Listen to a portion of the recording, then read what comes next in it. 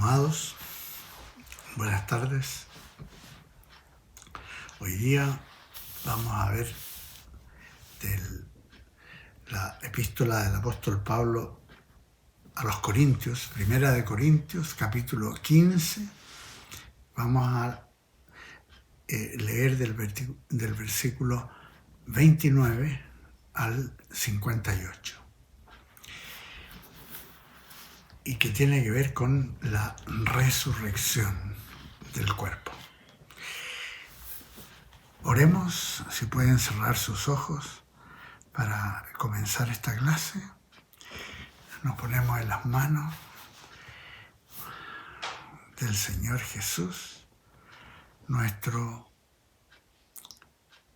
Señor y Salvador, a quien agradecemos por todo lo que ha hecho por cada uno de nosotros en la cruz y a quien agradecemos por haber resucitado y que hoy día vive y reina. Nos ponemos en las manos del Espíritu Santo asimismo para ver este pasaje y pedirle que nos dé entendimiento y revelación. En el nombre de Jesús. Amén. Hemos visto la clase pasada el evangelio que predicaron los apóstoles y la resurrección descrita por Pablo con evidencias contundentes, incluyendo aquellos que aún sobrevivían cuando Pablo escribe la epístola, de ese grupo de 500 que habían sido testigos de ver en una ocasión a Jesús resucitado. Y habiendo expuesto claramente el Evangelio, la resurrección de Cristo y la promesa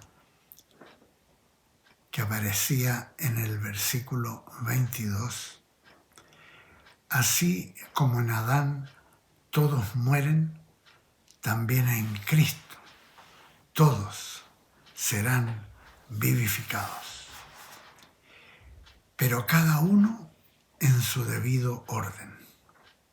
Cristo, las primicias, luego los que son de Cristo en su venida. O sea, todos los que hayan muerto en la fe de Jesucristo serán resucitados con sus cuerpos gloriosos. Y los que vivamos para la venida del Señor, en el instante del arrebatamiento de su iglesia, si vivimos, seremos transformados asimismo a un cuerpo glorioso para estar siempre con el Señor. Como veremos más adelante en este capítulo 15, y como el mismo apóstol Pablo lo describe en su primera y su segunda epístola a los tesalonicenses. Y en este contexto de la certeza de la resurrección, procede Pablo a cuestionar una práctica que aparentemente se estaba dando en la iglesia desordenada de Corinto y que contradecía la certeza de la promesa de resurrección para los que morían en Cristo. Y lo expuso de esta manera, cuestionando esa práctica con preguntas. Y leemos a partir del versículo 29. De otro modo, ¿qué harán los que se bautizan por los muertos? Si de alguna manera los muertos resucitan. ¿Por qué, pues, se bautizan por los muertos? Es lamentable que la secta de los mormones tiene esta misma práctica. Un total contrasentido a lo que ha expuesto Pablo acerca de la resurrección de los muertos. De hecho, esa práctica es una manifestación de personas que están viviendo otro evangelio, diferente al predicado y expuesto por los apóstoles. Y sigue Pablo cuestionando esa práctica en el versículo 30. ¿Y por qué nosotros nos exponemos a peligro a toda hora? Os aseguro, hermanos,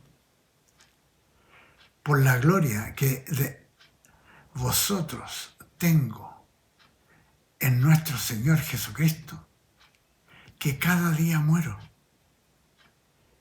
Si como hombre batallé en Éfeso contra fieras, ¿de qué me sirve si los muertos no resucitan? Comamos y bebamos, porque mañana moriremos. No os engañéis. O sea, obviamente le está diciendo a esta gente que hacen esta práctica, no os engañéis. Las malas conversaciones corrompen las buenas costumbres. Velad debidamente y no pequéis, porque algunos no conocen a Dios. Para vergüenza vuestra lo digo. Obviamente, en el contexto de esa práctica errada de bautizar muertos, Pablo condena aún lo que se hable de ello, con las malas conversaciones corrompen las buenas costumbres. Y podemos inferir que a todo eso se refiere con el no pequéis, porque algunos no conocen a Dios. Para vergüenza vuestra lo digo. Y enseguida continúa Pablo con la exposición de la resurrección del cuerpo de los creyentes que han muerto en el Señor. En el versículo 35. Pero preguntará alguno, ¿cómo resucitarán los muertos? ¿Con qué cuerpo vendrán? Y obviamente se está refiriendo a los que ya han muerto en Cristo. Están en la presencia del Señor en el cielo y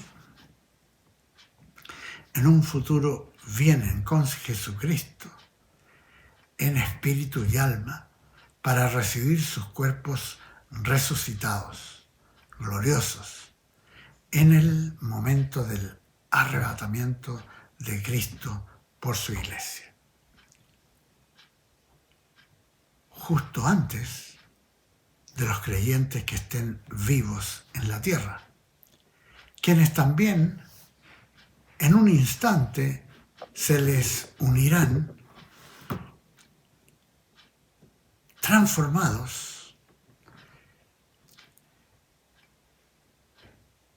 y se reúnen en las nubes para ir todos juntos al cielo con el Señor y ser salvados de la tribulación que vendrá a la humanidad. Sigamos leyendo a Pablo. En el versículo 36, y dice: necio, lo que tú siembras no vuelve a la vida sino muere antes. Y lo que siembras no es el cuerpo que ha de salir, sino el grano desnudo, sea de trigo o de otro grano. Y Dios les da el cuerpo que Él quiere y a cada semilla su propio cuerpo. No toda carne es la misma carne, sino que una carne es la de los hombres, otra carne la de las bestias, otra la de los peces y otra la de las aves. Hay cuerpos celestiales y cuerpos terrenales, pero una es la hermosura de los celestiales y otra la de los terrenales.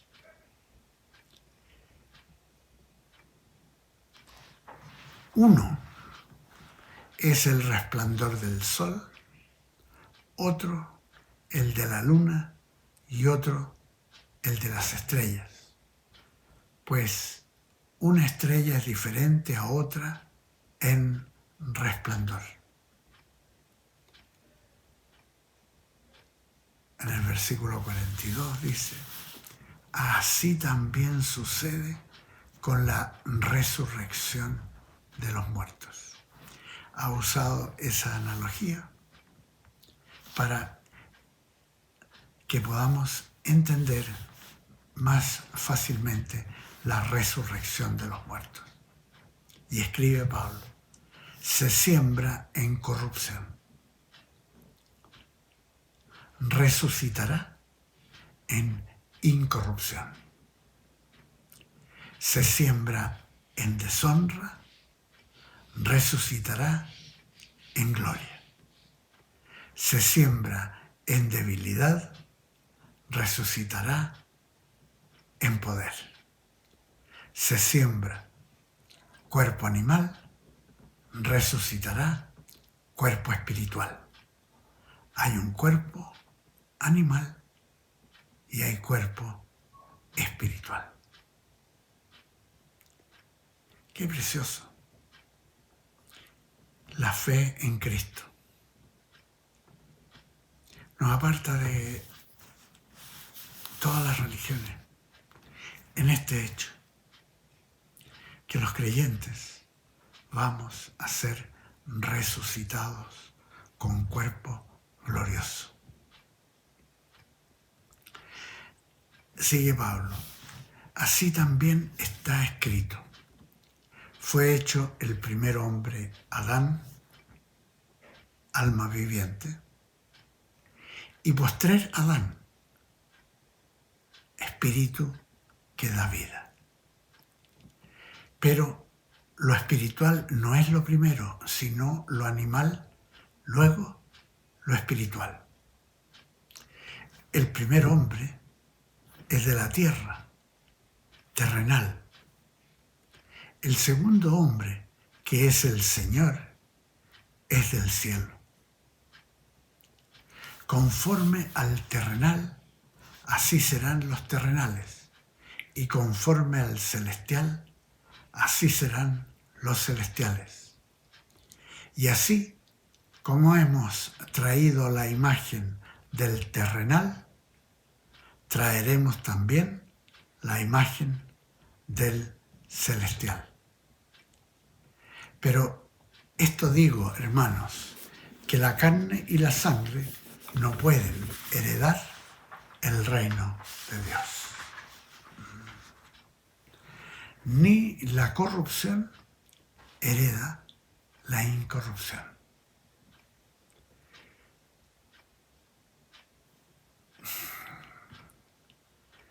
Qué importante esto que ha dicho. Os digo un misterio. No todos moriremos, pero todos seremos transformados.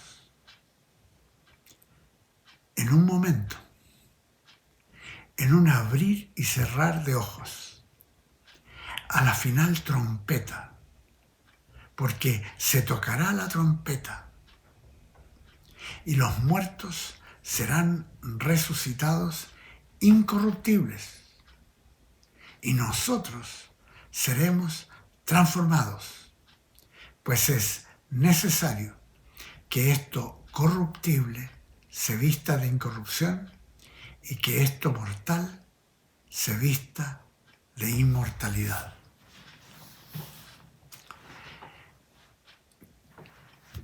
Eso ocurre en el instante del arrebatamiento. Y por lo que dice la Escritura, nosotros debiéramos, los creyentes, escuchar la voz de un ángel, la trompeta de Dios, y enseguida estamos en el aire, en un instante, en un abrir y cerrar de ojos. Y sigue explicando Pablo. Cuando esto corruptible se haya vestido de incorrupción y esto mortal se haya vestido de inmortalidad, entonces se cumplirá la palabra que está escrita. Sorbida es la muerte en victoria. ¿Dónde está, muerte, tu aguijón? ¿Dónde, sepulcro, tu victoria? Porque el aguijón de la muerte es el pecado y el poder del pecado es la ley. Pero gracias sean dadas a Dios, que nos da la victoria por medio de nuestro Señor Jesucristo. ¡Qué precioso! Esto ocurre con los creyentes. Cuando una persona nace de nuevo, a poco andar se va dando cuenta que ya no teme a la muerte, porque Jesucristo venció, resucitó, y ese es nuestro destino, ser resucitado. Para nosotros la muerte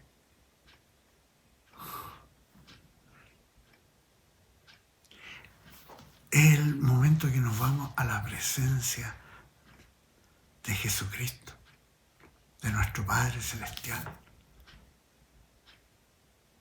Entonces, ¿dónde, sepulcro, tu victoria? ¿Dónde? ¿Dónde está, muerte, tu aguijón? Ya no tememos, como creyentes, a la muerte.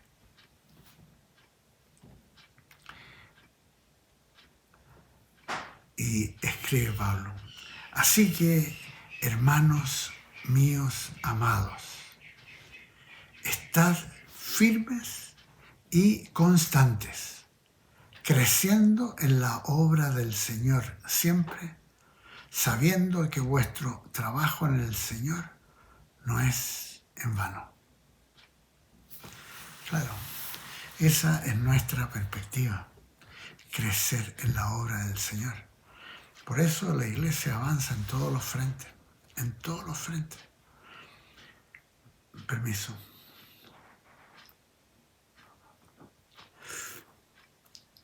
Es realmente algo maravilloso que con la resurrección de Jesús,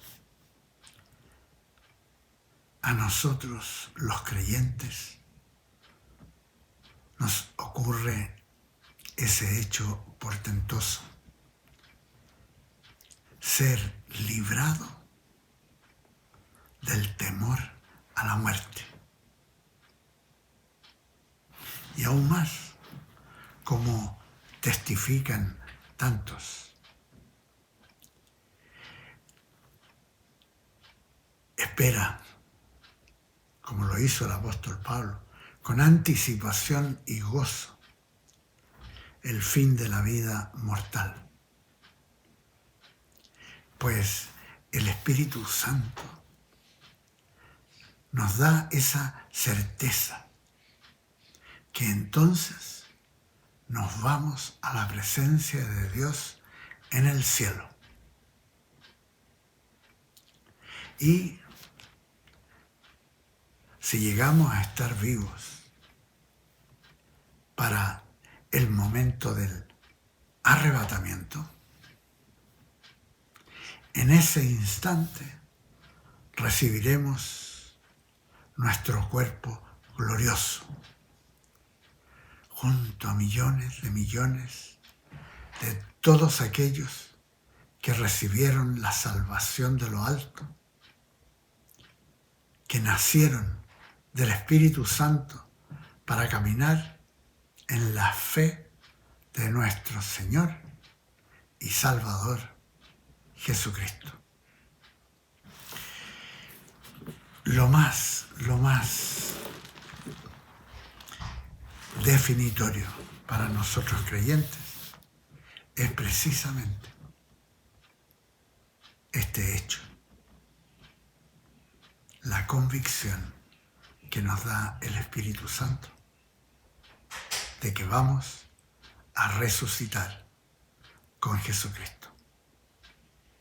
Amados, que el Señor los bendiga.